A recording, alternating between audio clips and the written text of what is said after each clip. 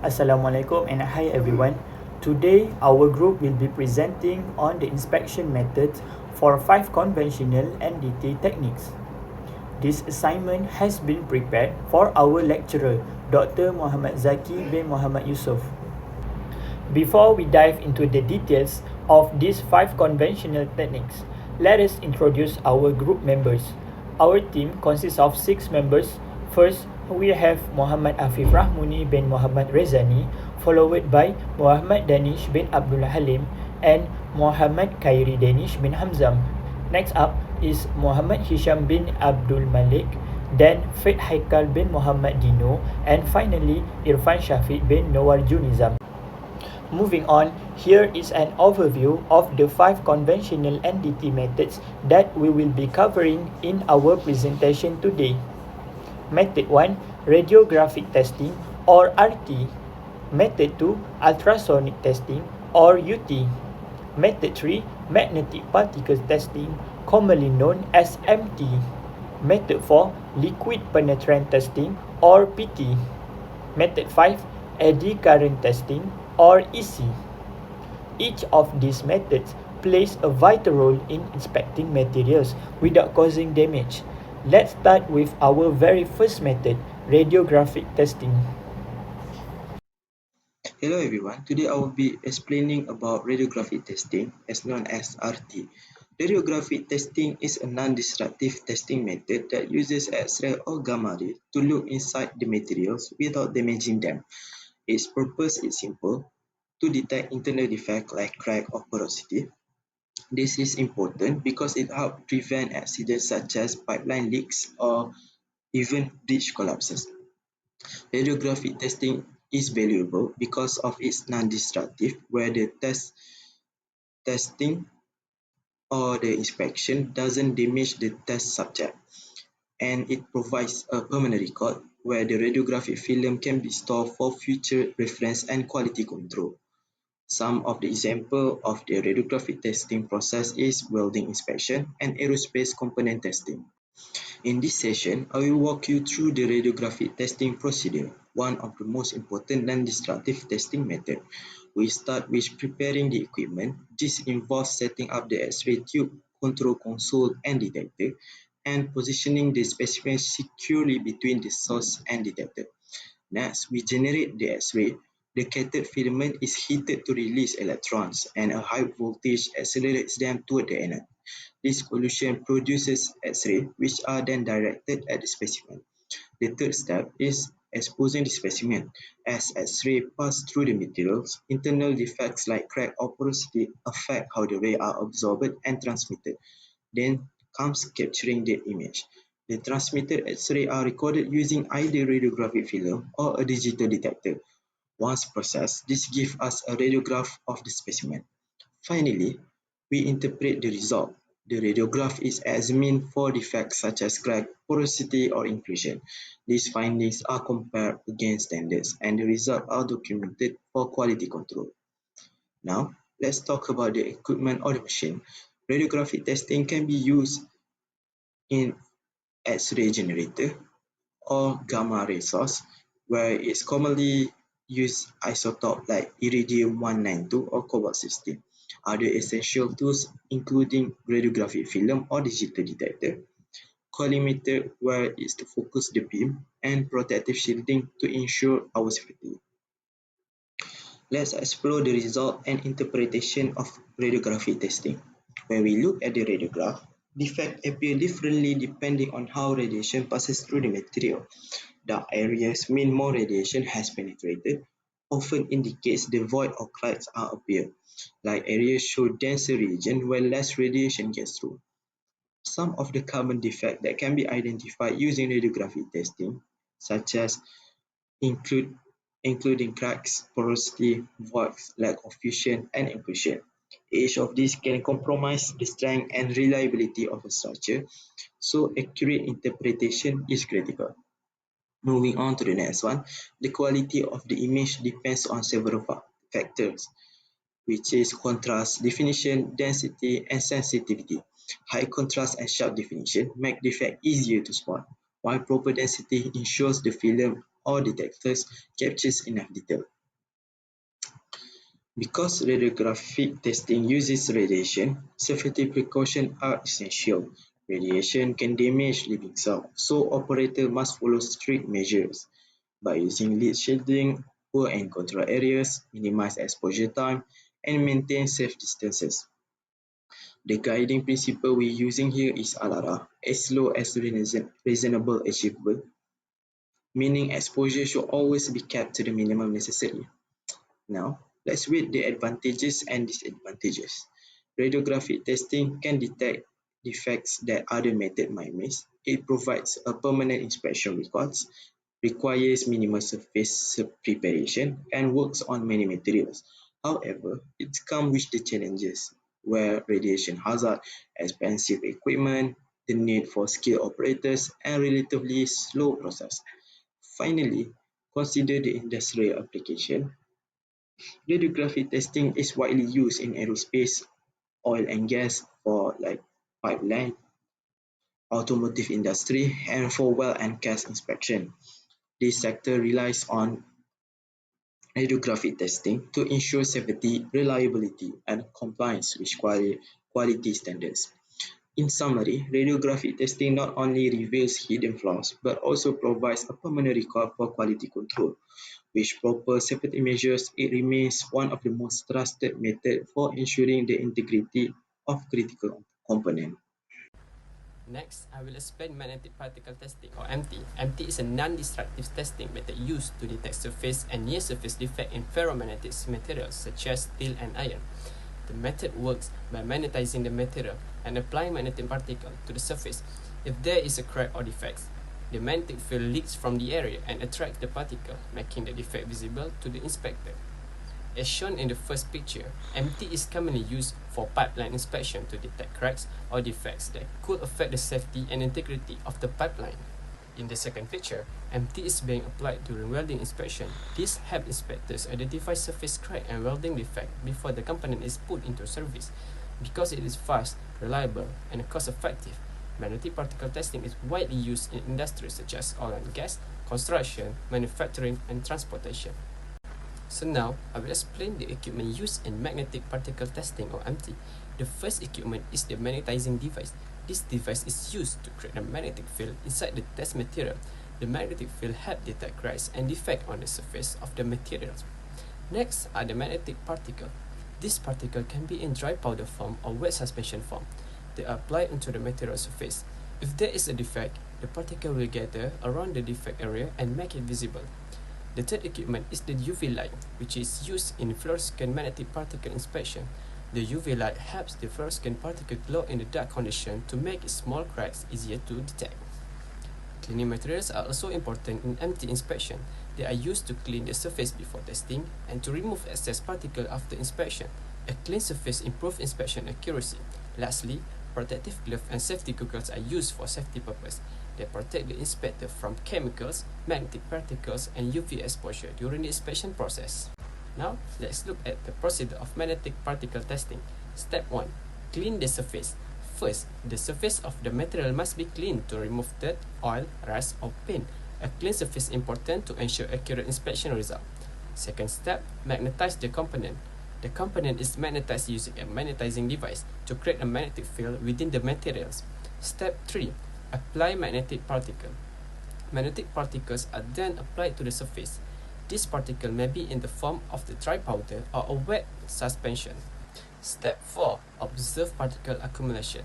The inspector carefully examine the surface. If a crack or defect is present, the magnetic particle will accumulate around the defect area to form a visible indication. For fluorescent particle testing, UV light is used in a darkened environment to enhance the visibility of defect indication and improve detection accuracy. After completing this step, the inspector can identify and evaluate any defect found on the material. So next, I will explain the safety precaution in magnetic particle testing.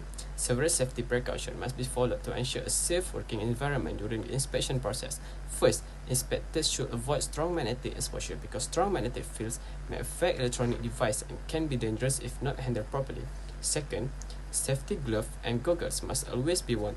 These protective items help protect the inspector from magnetic particle, chemical, and UV light exposure. In addition, chemicals used during inspection should be handled carefully to avoid skin contact or accidental inhalation. Proper ventilation is also important, especially when using sprays or chemical materials. Good airflow helps reduce exposure to chemical fumes. Lastly, all electrical equipment should be checked regularly and kept in good condition to prevent electrical hazard during inspection. Following these safety precautions help protect both the inspector and the surrounding working environment. So now, I will explain how the inspection results are interpreted in magnetic particle testing. During the inspection, the inspector observes the pattern of formed by the magnetic particle on the material surface. If the particles are distributed smoothly and evenly, it usually means that no defect is present in the material. However, if the particle gather in certain areas or form visible line, this indicates the presence of cracks or discontinuities. In conclusion, magnetic particle testing is an effective non-destructive testing method used to detect surface and near-surface defects in ferromagnetic materials. This method is widely used in industry because it is fast, reliable, and help improve safety and product quality. Hello everyone and welcome to this video presentation. Today we are going to look closely at our next conventional non-destructive testing method, which are ultrasonic testing, or commonly referred to as UT. When maintaining critical industry structure, we need a reliable way to find hidden flaws before they cause a catastrophic failure. UT is classified as a volumetric inspection method because it allows us to look completely through the entire depth of a solid material. Before we dive into how it works, let's look at its major advantages. First, it offers deep internal penetration, catching deep-seated defects that surface method miss. Second, it provides high pinpoint accuracy, giving us the exact depth and size of a flaw. Third, it is completely safe since it uses mechanical sound wave instead of hazardous radiation. It requires no special radiation clearances or site evacuation. Finally, it often requires single site access, meaning we can fully inspect a component even if we can only reach one side of it. Let's look at the underlying science and the essential hardware that makes this happen. UT operate on what we call the pulse echo principle, which is identical to how submarine sonar or a medical ultrasound works.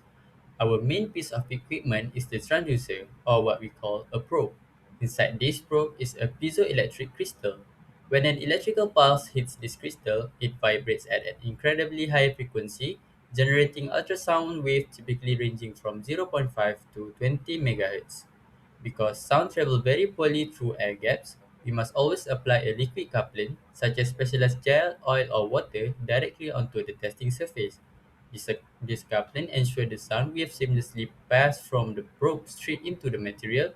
The waves travel at a constant speed until they hit a boundary, such as a hidden crack or the back wall of the component, which causes the sound energy to bounce back as an echo to our digital flaw detector screen. The result was shown at an A-scan display which plot returning signal amplitude at y-axis against the time or depth at x-axis. To perform a reliable, accurate UT inspection in the field, we follow a strict 5-step procedure. Step 1 is surface preparation. The test area must be completely clean of any rust, loose paint, scale or dirt so the probe can make smooth, consistent contact. Step 2 is calibration. Before scanning, the inspector calibrates the equipment using standard reference blocks. This sets the correct acoustic velocity and scanning range, ensuring our depth readings are mathematically accurate. Step 3 is coupling application. We apply a steady uniform layer of our gel or oil across the scanning path. Step 4 is the scanning process. We manipulate the transducer across the material in a systematic overlapping pattern, watching our screen continuously for unexpected signal shift. Finally, step 5 is indication logging. If any echoes appear, we log their exact horizontal and vertical position to map out the flaw. Now, how do we actually interpret what the machine is telling us and how do we stay safe? Data interpretation rely heavily on the A-scan display. The screen displays a timeline. On a perfect flawless piece of metal, you will only see two signal spikes.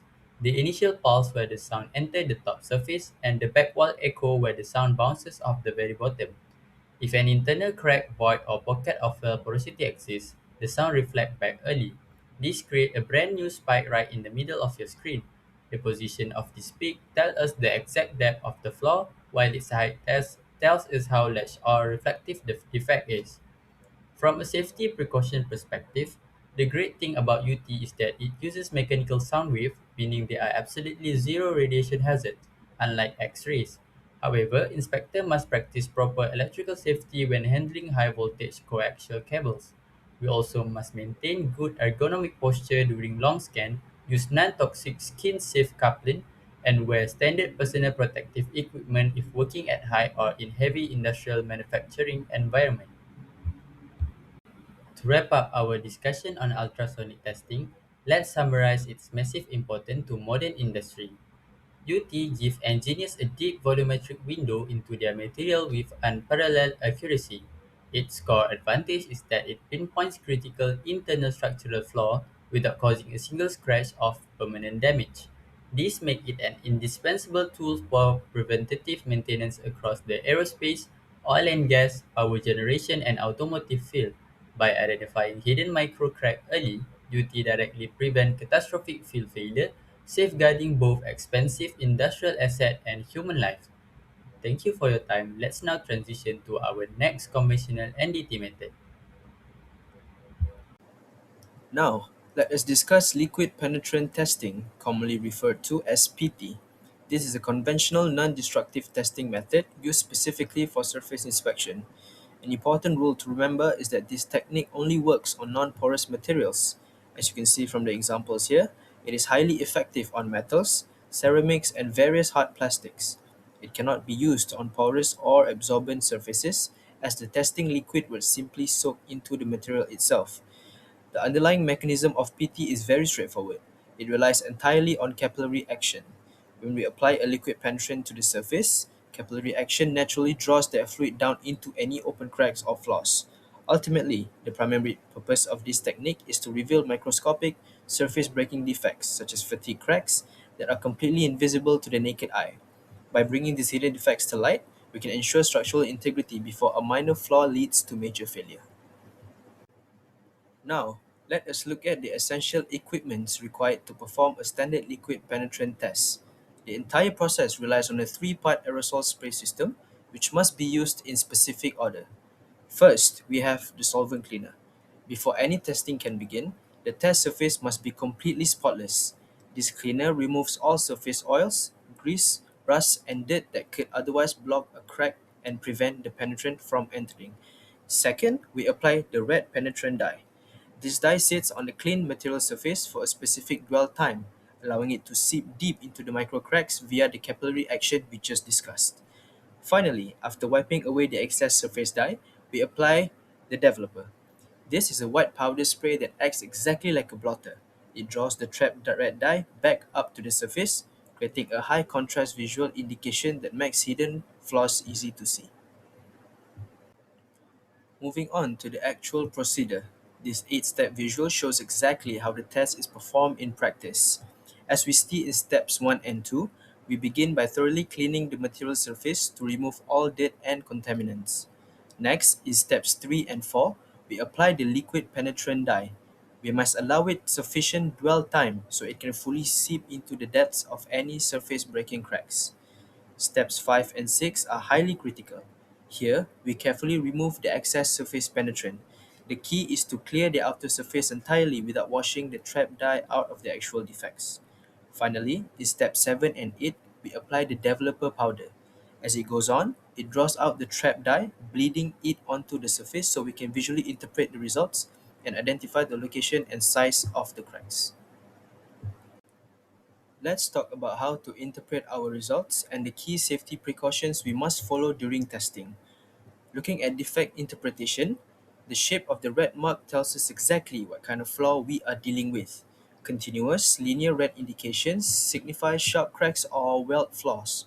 On the other hand, clustered or scattered rounded red indications point to gas porosity or material pits. Moving over to safety, because we are dealing with chemical sprays, protection is mandatory. Always wear proper personal protective equipment, specifically safety glasses and chemical resistant gloves, to avoid skin and eye contact. Lastly, you must always perform this testing in well-ventilated areas. The aerosol hazards and chemical vapors can build up quickly, so proper airflow is essential for a safe working environment. To wrap things up, let's review this method one last time. We have our process snapshot, which condenses the workflow into 5 core stages: clean the surface, apply the penetrant, remove the excess, develop the indications, and finally, inspect the results. To ensure the test is successful, keep these 3 critical checks in mind over here. First, surface preparation is absolutely paramount. If the material isn't completely clean, you won't catch the defects. Second, always ensure proper dwell time so the fluid has enough time to seep into the cracks. And lastly, never compromise on safety. Always use proper ventilation and correct PPE. Hello everyone, today I will explain about eddy current testing, or we can call it ECT. This method uses electromagnetic induction to detect corrosion and near surface cracks in a conductive materials.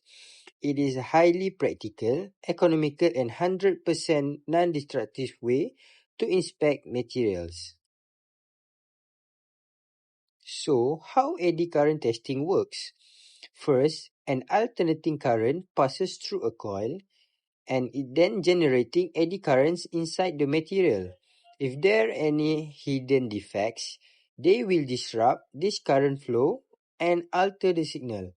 By analyzing the signal change, engineers can easily pinpoint the exact location of the flaws. So now it's a part of application, aerospace application. A major real-world application is in the aerospace industry.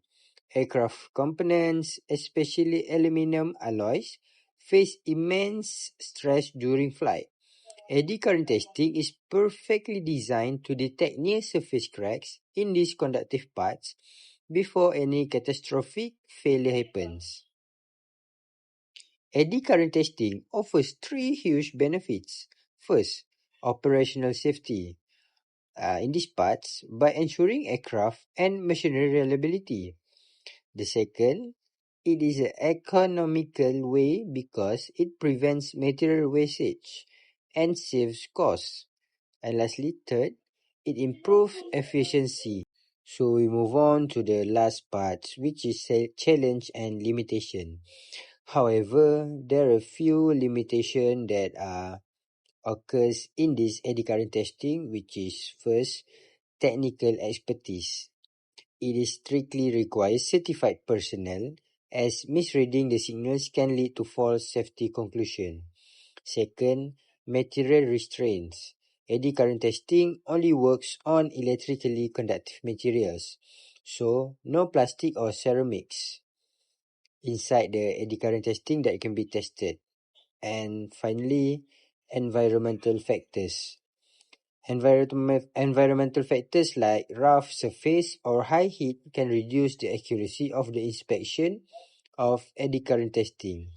So that's all for eddy current testing from me. Thank you.